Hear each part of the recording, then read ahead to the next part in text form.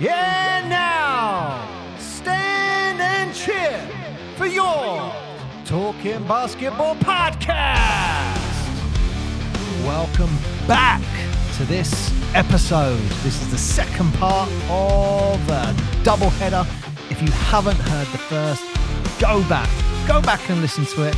If you can't be bothered, that's all right. Just keep listening to this one, and hopefully you enjoy it. And don't forget, like and subscribe. I hate it when people say that. Oh, yeah. BBF statement, really short. All the clubs have put the same statement as. Yep. And I'll be honest, I get a little frustrated. And look, I'm saying we have been so supportive of the SLB, the old BBL. We've been so supportive of them. It's just that sometimes the communication, you get like a real small statement. All the clubs have put that small statement. You'll ask people and I'll go, hey, man, how you doing? What do you think about this? And they'll say... Can I reply with exactly what I got back? Maybe don't say who, though. No, I'm not saying the club. I'm not throwing you under the bus. Maybe I will. But they literally replied, hey, guys, thanks for reaching out.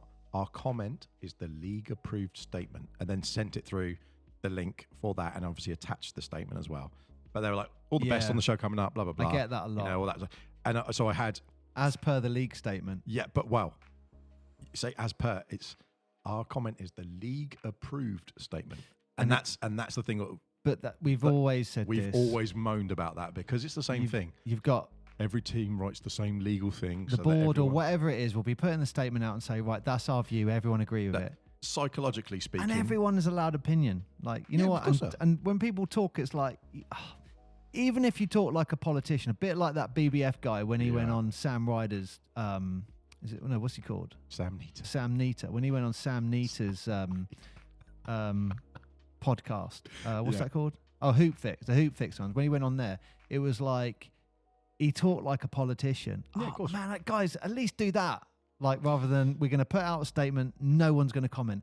And that I know people disagree with me there, but if people are talking where it's positive, negative, that's your... I know why they're doing it, and it's purely... Maybe it's still legal because of the court case. I think there's two. I think you got the court case, and because of the court case, it means they have to show solidarity. So all 9 teams, we are all agreed, and we work as one unit. And that's the court case, effectively saying, "Hey, we've worked this."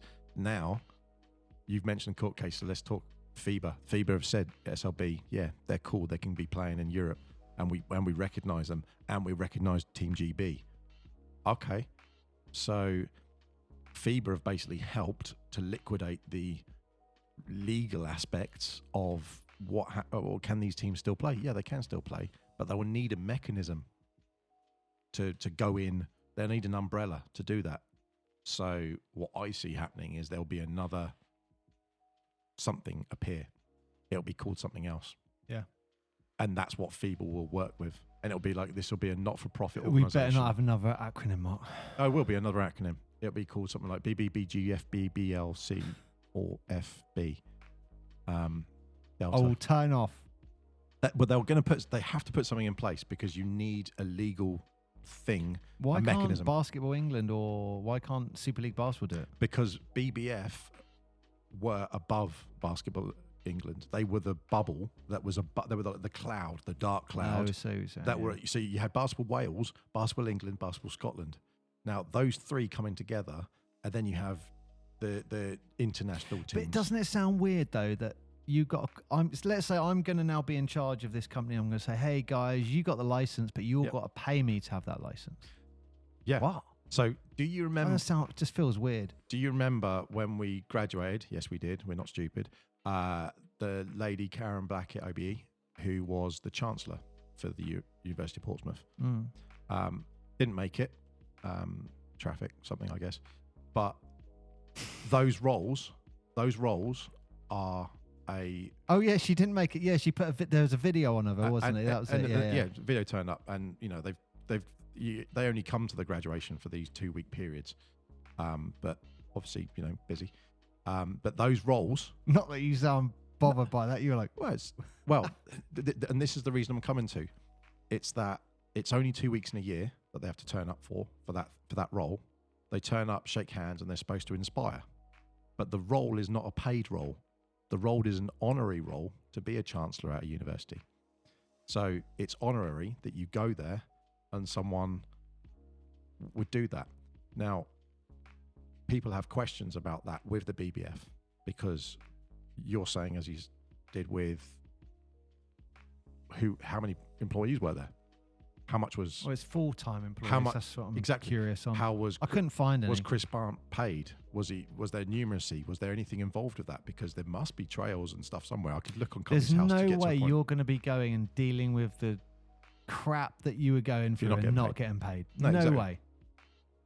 So then the question is, well, how do they get money in? How do they get money out? If they get money as licensees, they distribute that. That's fair enough.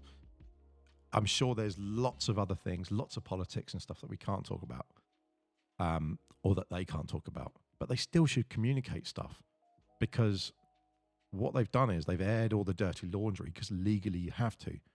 And then they're not saying anything, and you go, what you're doing is letting people draw their own conclusions. And it's why people get frustrated with the landscape of it. Exactly. And because I bet it's legal. I guarantee it's because of the legal case. But because we had the whole thing going through with 777, and then you had the whole thing with the name changes, then you've had the whole thing with the BBF, and all these things that have come through, it's been over almost 3 years of this nonsense. And people now people literally have tuned out.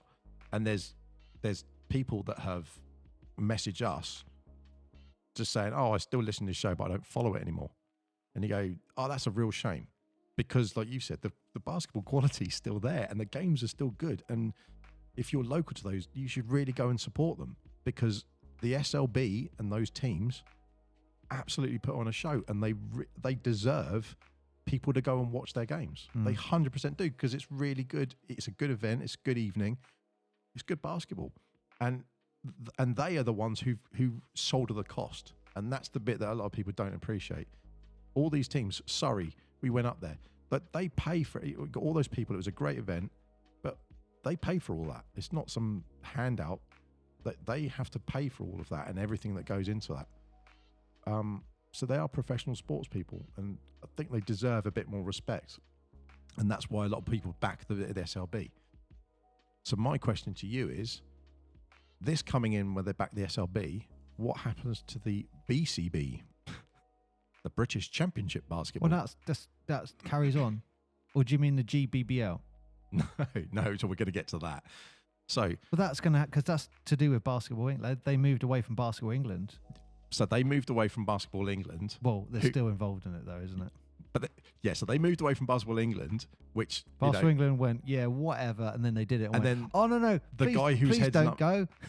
But the guy who heads up Basketball England stepped down, and someone else has come in to do that bit. And you're looking at it, and you think, and I think Grace's role was coming in with the BBF as well. Was that right? Or was she in Basketball England? I think she went to help out the BBF. And all those things that were happening, you've had all of these pieces moving. And I'm not... Again, there's drama with Basketball England and this Championship Basketball League. Exactly. So that league is going on. And then... That then waters down Basketball England national leagues. Exactly. So they split off because they weren't happy with how Basketball England were doing it. Now, the person in charge of Basketball England has changed.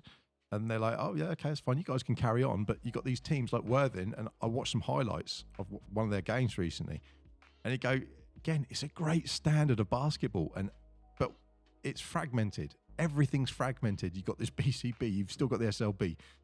What's happening with the other leagues? What's happening with the national leagues? Everything's just splintered. I do wonder and all these people at the top, because they haven't talked and they're not telling people what's going on. People are tuning out. Everyone's just given up. Well, unless you're directly involved in that area. 100%. I do wonder if the future is that Championship League is going to tie closer to the SLB. Again, it's going to come down to the finances, because you got to start paying people. Yep. You know, some of those teams can't do it. And those teams are what would be the equivalent, I guess, of where Solent Kestrels were, where some of them have some really nice facilities, like Essex. They have some really nice facilities, but then maybe not in the same capacity as what is going into these new stadiums. Yeah.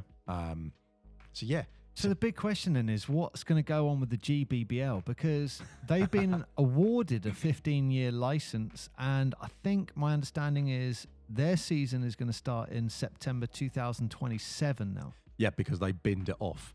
So they said they were supposed to be doing it next year, and then over the summer, once they announced it, they said, "Oh, actually, we're pushing it back a year."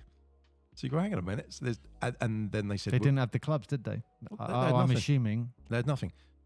So here's where it gets really, really interesting. And if you're all still listening, God bless you. Well, the SLB are definitely not on board with the GBL plan. I've got three letters for you. You're saying GBBL. I've got 3 letters. NBA. Oh, the NBA Europe. Mm-hmm. So the NBA Europe has apparently announced, and it was the guy who's heads up NBA Europe actually announced it. And, Silver has made no secret that he wants to rule basketball on the global scale. So the NBA is the product. It becomes, the FIFA effectively. So that is the thing. Which, interesting if FIBA are like that or not. But regardless, they've got NBA Africa, which they've done really well in. And NBA Africa is really starting to pull some not only good players and good teams, but they're starting to build some money and marketing and stuff. They're going to be doing the same with other places around the world. But NBA Europe is the big one because, like you said, there's such a high concentration of quality players and quality teams in Europe. They want to do it. And they've announced, I believe it's 11 teams, I think it is, that they have almost guaranteed are going to take place. And you've got people like Paris in there, straight in the bat, and Real Madrid. The other teams, London and Manchester were the 2 that they mentioned. Yeah, but you are basically taking the EuroLeague and go, we're now rebranding that NBA Europe, isn't it? So this is where, again, we've got another fight happening in the basketball landscape. So now the people in EuroLeague are saying, well, we've run EuroLeague for 30 odd years. There's nothing wrong with it. And why do you need another basketball league product over here? Whereas the teams like the Real Madrids, they understand the value of what NBA would bring, as in money, merchandising, and everything to do with that. So they'd be, who's going to pay us the most money?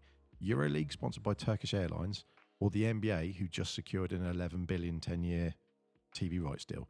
Which one more likely are you going to go towards?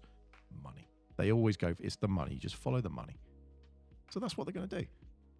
And the fact that they've said London and Manchester are 2 teams that they've picked as being an NBA Europe. You go, well, yeah, that could work. And that would be kicking off in 2027 as well. Oh, that's interesting, because didn't you just say 2027 was the year that the GBBL was going to do that? Yeah, we'll have to wait and see. I think what is certain, that there is nothing certain when it comes to the GBBL now, because it's liquidating. It was supported by the BBF. I mean, no, they won the contract, but they won that contract. But the contract is. But it was supported by them. They were going to be the governing body for it. And now, if they're not there, it's like there is uncertainty. So I think the possible outcomes is the GBL moves ahead despite the liquidation. They could try and go ahead, and if they secure enough independent back-in, negotiating directly with the clubs or finding alternative governance structures or clubs, they can carry on doing it. But is there a legal risk from the SLB? Yeah, probably. The SLB go, no, hang on. Well, we're supported by FIBA here. Yeah. They're supported by FIBA. And like you said previously, you don't have a top-tier basketball in the UK if you don't have those teams, because they've got all the stadiums. What UK doesn't have stadiums. Forced compromise. So it might be voided, but they could renegotiate with the SLB. And the SLB remains a top league and they become part of it to support it. I don't know. Well, the thing is, they've won a contract for something. It's like a building contract, if you think about it. Say you said, hey, I'm going to put a swimming pool in here. You go, okay, great. And you sign a contract with someone, and then the builder liquidates. And you go, well, I've paid him the money. They go, okay, well, you've got to find a way to get the money back. But you're not getting a swimming pool out of it. So it doesn't matter that there's the money that you might have paid or they might have committed or whatever. That's one thing. So they might have been paid, the GBBL might have paid money, which was 25 grand, as we've all found out, to submit the winning bid. So they would have paid that money. They won't get that 25 grand back. Of course they won't. That's fine. But that was a like an entry ticket. So you don't get that money back. They're not going to care about that. No. But what they want now is if there is going to be an NBA Europe, they want to be the people in place. They want to part of that. They 100%. So whoever's got whatever the governing body of basketball in the UK is going to be, these people would now be saying, well, look, we were going to be running this, so you need to come with us. But it's going to be the same thing. It'll be a bit more. I will say, definitely the GBBL's future is very uncertain. I did like the name. Yeah, I thought the name was better because it was going back to the old BBL and then getting rid of the whole Brazilian butt lift thing by putting the G, Great Britain Basketball League. But look, the GBL, that, because that the organisation that it got granted the license, BBF, is now going to be insolvent. Yeah. Their future that league's future is very uncertain, unless they can find a workaround, or if they go to court, there's a massive risk that the league might struggle to even launch as they hoped. But I guess what they could do is, because of the collapse of the BBF, they could try and force a reset and negotiate with all the stakeholders, clubs, FIBA, government, and just say, guys, this is where we're at, and everyone comes together. You got to hand it to the BBF in the sense that they were starting to work with the Championship League. Yes. My understanding was to create a more, rather than having this multi-pyramid, right, we got this league here, right, another professional league coming in, okay, we got this over here. They were trying to work to create this basketball structure in the UK.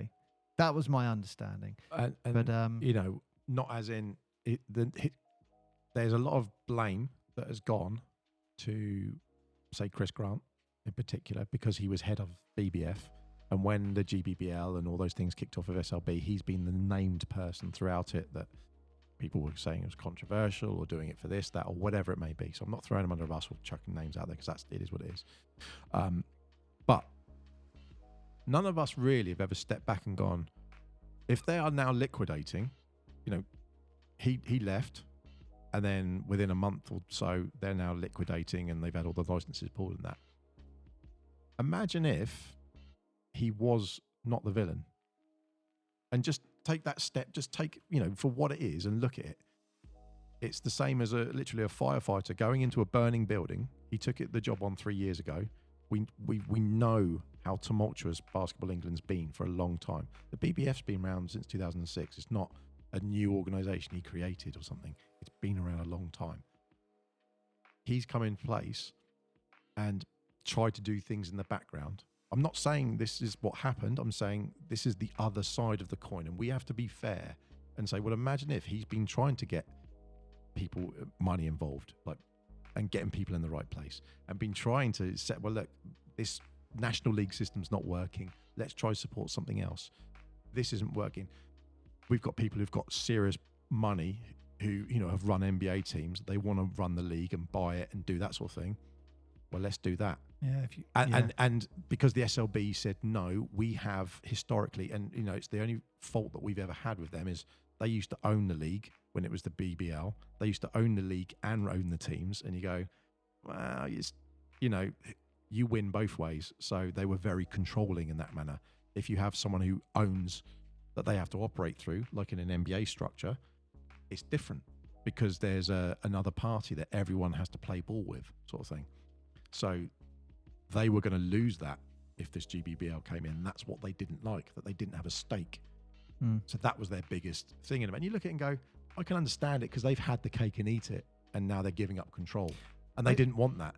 I'll be honest, I don't think he did himself any favours on that. No. On the Hoop Fix podcast. No. He did sound like he wasn't giving, it just sounded like a politician. I'm gonna say what I want to say. I'm not really going to answer your questions. That's how it kind of felt. There was a little bit he wasn't saying. Maybe it's because it's all legal. Wasn't he in Jurassic Park?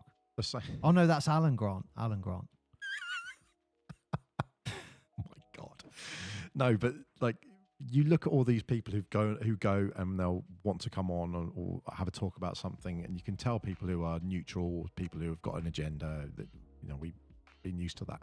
But I think it's very clear that no one knows the full picture because we don't know how bad a hole the BBF was in or has been in. What we all know, and we all can agree, is that sports clubs, and it's not just basketball, it's football, rugby, hockey, you name the club, are the same as restaurants. And a lot of money and a lot of things that go into the overhead and the running of it. And they're either successful or they're failing. There's like, it's that one side of the knife edge or the other. There's no middle. Your basketball club is either sustainable and it's doing okay and it's doing the right thing. And, you know, you've had experience seeing behind the scenes with like the Portsmouth Force and how Rob and the guys there are trying to make sustainable basketball in the city rather than just say, hey, let's throw loads of money at it and it works for 1 year and then the next year it collapses. They've tried to, you know, the whole thing is build a foundation like Newcastle Eagles and lots of the other teams around. I think lots of it, generally, I think I'm speaking on most clubs around the country, a lot of it is built on goodwill and charity. Yeah, exactly. But that's it. You use goodwill and charity. People volunteering to do stuff. Yeah, a lot of time and effort. A lot of people who pay money out of their own for going to do coaching or going to do all those sort of things. There's a lot of money that goes into the background of those things. And we see basketball clubs rise and fall all the time. You see it with football clubs. You see it with all those sort of things like sports, restaurants. They have a common theme. They always hemorrhage money because it's massive. And it's expensive sport. There's massive you look overhead. at like just to have a gym that say two courts so you can have a crowd as well. Like, you know, that's £1,000. Best part of. I think game day potentially might be. Yeah. I think game day might be because you have to book it out, not just on the time. Obviously, it's not like turning up for a squash game. You turn up at the time. Well, they'll charge you for getting bleachers out and putting bleachers back and all of that. So yeah, I think. So. And then you've got, you know, you got to get people there, and you need certain people if there's a fire hazard to cover all those people and stuff like that. So yeah, I think the home court costs add up. But so yeah. Anyway, right. Well, so that is a snippet. Super League basketball back in the driving seat. Yeah, I think they are back in the driving seat. I really am interested where it leaves the BCB though, the British Championship Basketball, because they got recognised. There was a push. I like the logos. I like what they're doing, and it's good quality basketball. Yeah, it's good branding. And it is really good branding. But are you going to? I'd like to see the structure. Yeah, I'd like to see that structure, like one from top to bottom, rather than these pyramids. If you said that, like you said, was the feeder league almost, like the G League to the NBA, that's their G League where they're playing. But those teams are in the pyramid of one at the moment. You go, that's fine because they have more to offer than a Division 3 or 4 National League, which is fair. They put more money into it, but they also maybe don't have a facility or something that can edge them into the top tier, or rather the top tier didn't let them at that stage. At a bare minimum, I'd be putting all of those teams in the SLB Cup. Bare minimum. Oh yeah. Like, you know, it's just that's where you have that draw. It's like, wow, okay, cool. Yeah, I just think it all comes back to, we live in this world of media and communications where you get like 3-4 seconds to flick through and you just see a title and you see a bit of news and that's it. And for 3 years now, basketball in the UK has just been rubbish. I don't know. Well, I wouldn't say basketball in the UK. The landscape has just been uncertain. No, that's probably what you mean, isn't it? But yes, yeah, you're absolutely right. It is. I stand corrected. It's but the people in charge of that landscape, rather, are. It's. I think you got so when you look different people pulling in different directions. That's what it feels like. It's completely fractured, and you look at it and think there's no real direction. And when we've had people on, I do think there is direction, but there'll be a little pocket. They'll be going, we're going in this direction. Yes, you have another pocket, we're going in this direction, and you got basketball. Okay, we're doing this, and like, oh, why have you gone over there? Okay, we're going in this direction. That's because everyone is fighting for themselves. Yeah, and I agree. And you know, we've seen some teams, and we go, I like the way they've done that. You've looked at Kestrels historically on the South Coast, for example, and when basketball in Portsmouth folded and the teams moved away, they took up that mantle basically and you know, you had Itchen College, and they created an academy, and people would travel to go to those sort of places and build that up. You know, we're hoping as Portsmouth's developing its basketball back, and we're having that infrastructure, that we'll get there with that sort of thing as well. Then Possibly. you I mean, you have look, these academies. Itchen are a juggernaut. Yeah, you've got Barking Abbey, and you've got all those places around the country. So there's lots of them around. But people forget that these academies and these things, they're not just done on goodwill. There's people who have to put so much, loads of money. They're done in goodwill and loads of time and effort, and they consume people's lives. So for people to have this end product of, hey, we've got a basketball team, there's a whole thing behind it where 70% isn't paid for. People have to find a way to get this money and stuff because UK sport doesn't provide basketball courts. Hopefully, and that sort of thing. Super League basketball is at the top.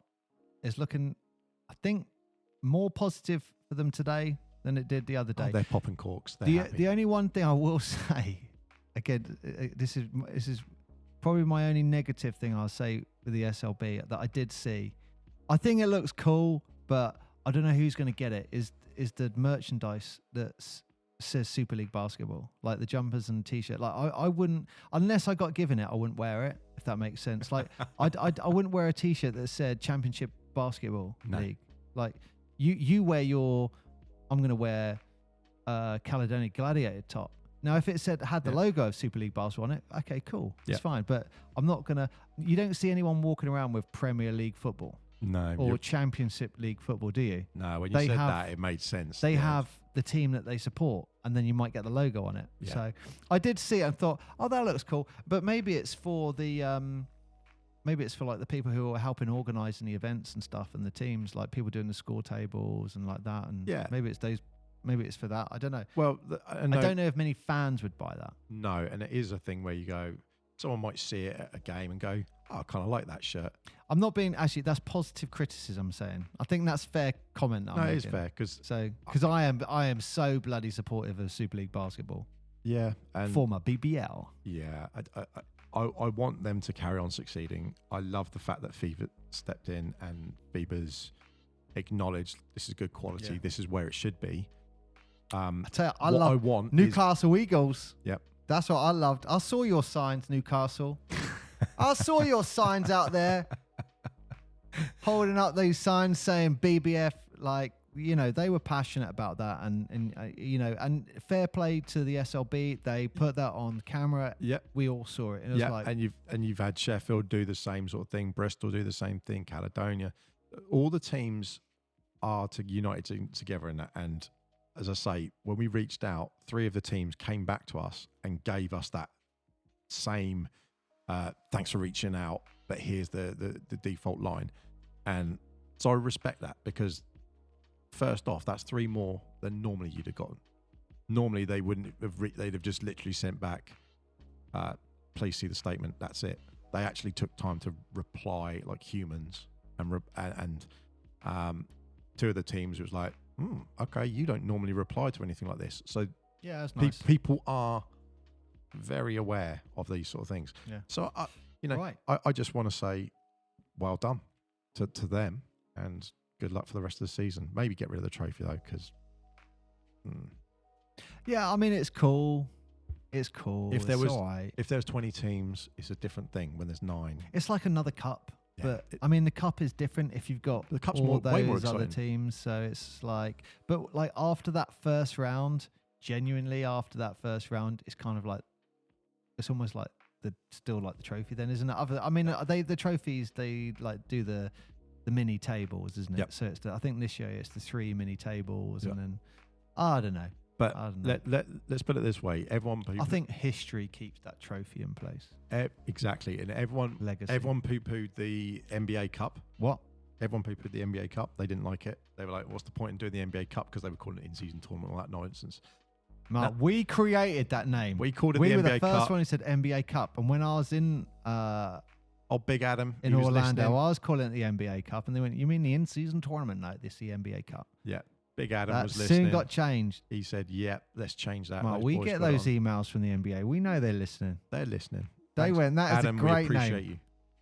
Listen, Adam, if you want us to do the NBA stuff in the UK, you crack on. Adam, we appreciate you changing that name. We got your email. Thank you. But look at it last year when Giannis and Milwaukee won that last year, if I remember rightly. That meant something to them. And you go, that's interesting. Everyone was slating, the in-season tournament doesn't mean anything. You go, yeah, it does. Because that will mean something when you have legacy. When that's 100 years old, it'll be a big deal. It's 3 years old and you suddenly go, that's interesting. And it just that'll be huge. Well, in 10 years' time, it'll be like, oh my God, NBA Cup. Let's wrap this with a up. very interesting thing that they've just done with the NBA. Oh yeah, what's that? So they've just done it.